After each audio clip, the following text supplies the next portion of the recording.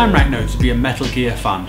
The franchise is undoubtedly one of the biggest game series in the world, and there's always been a big system seller for Sony. I mean, I myself bought a PS3 at launch in anticipation of a HD Metal Gear Solid, and I'm pretty sure I'm not alone in that. Still, now that the dust has settled from Guns of the Patriots, PS3 fans the world over are clamouring for yet another Metal Gear game, and Kojima delivers with Metal Gear Solid Peace Walker. The only problem is that Peace Walker is on the PSP, not the PS3, and so as a result, PS3 fans the world over have got a big grumpy face. Oh dear. Okay, now I'm not going to take the piss too much because I totally get what people's problem is with Metal Gear Peace Walker.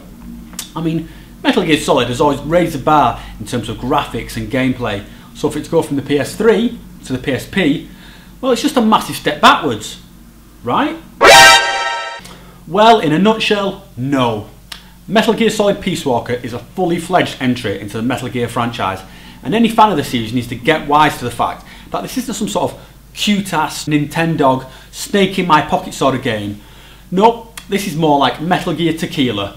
It may be small, but it's very, very potent. So first off, I just wanted to talk about how the game has improved from its predecessor, Metal Gear Solid Portable Ops.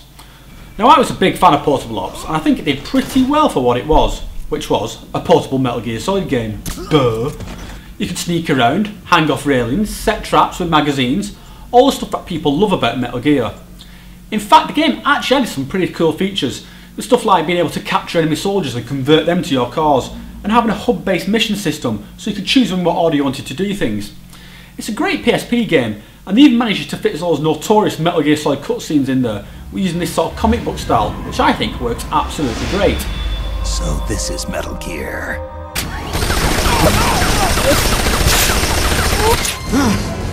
You're not getting away from me this time, Snake. The thing is though with Metal Gear Solid Portable Ops is that it is exactly what it says on the box. This is a Metal Gear game that has been torn down to fit on a handheld. The graphics are made up of sparse environments with square walls and the occasional stack of blocky crates. Also, some of the enemy AI can be very ropey. In total, it just makes you very aware that this is a PSP game. It's kind of like watching the Paralympics, in that you can appreciate it for what it is, but its limitations are blurringly obvious. So, based on its handheld history, why should hardcore Metal Gear Solid fans give a crap about Peace Walker? And the answer is this: Metal Gear Solid Peace Walker is not a game that has been compromised to fit onto a PSP. I mean, as soon as you fire up the demo and see the intro sequence, you just know that this is a Metal Gear game, and all doubts fall by the wayside. Check this out.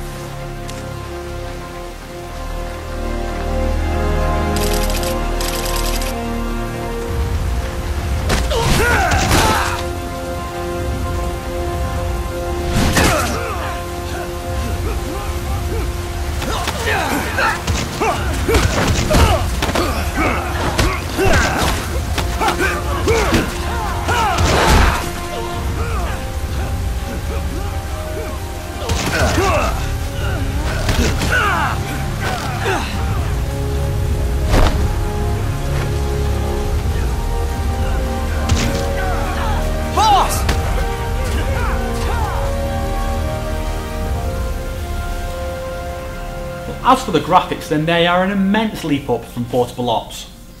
Gone are the bland textures and blocky layouts, and instead we have these lush jungle environments. Now obviously these graphics have been designed for PSP, so if you're watching this video on a 52-inch plasma screen, then it's going to look like shit. But take it from me, on a PSP screen it looks outstanding. So improved graphics aside, what's the gameplay actually like? And the answer is, it's pretty much like Metal Gear Solid 4.